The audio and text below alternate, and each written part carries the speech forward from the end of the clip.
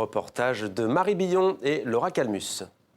Pour nous montrer ces médailles, Marie Scott tient à enfiler la veste sur laquelle elles sont toujours accrochées. Fièrement, elle prend la pose.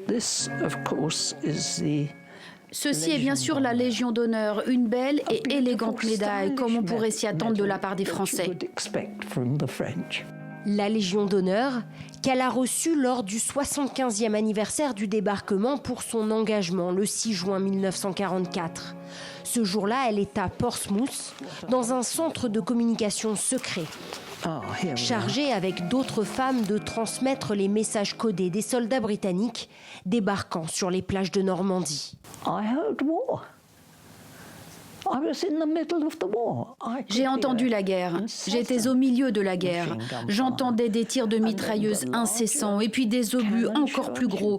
On pouvait les entendre tomber. Des bombes aussi, des avions volaient autour. C'était chaotique. Des hommes donnaient des ordres en criant. Certains hommes ne faisaient que crier. C'était horrible.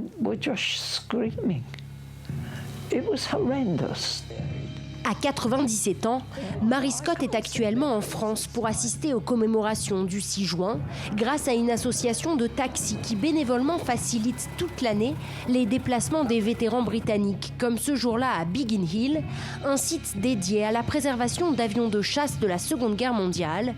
Ici, des Spitfire sont restaurés, les ailes repeintes de bandes noires et blanches, utilisées comme marque de reconnaissance pendant le débarquement.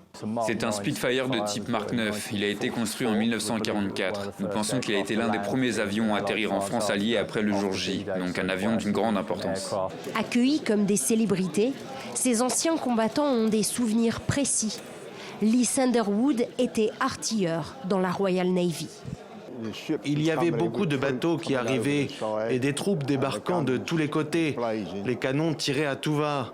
Et il y avait des corps, vous savez, des personnes, des corps gisant ici et là. C'était vraiment un grand chaos, un vrai désordre. Des récits encore chargés d'émotions et des vétérans qui n'ont pas fini de rêver. Pour ses 100 ans, Dorothy Baron est montée à bord d'un Spitfire, elle qui a aussi contribué à l'effort de libération pendant le D-Day.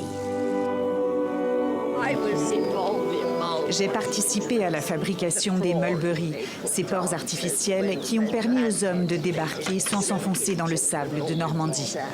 80 ans après, ces vétérans commémorent toujours avec la même émotion les sacrifices de leurs camarades morts au combat.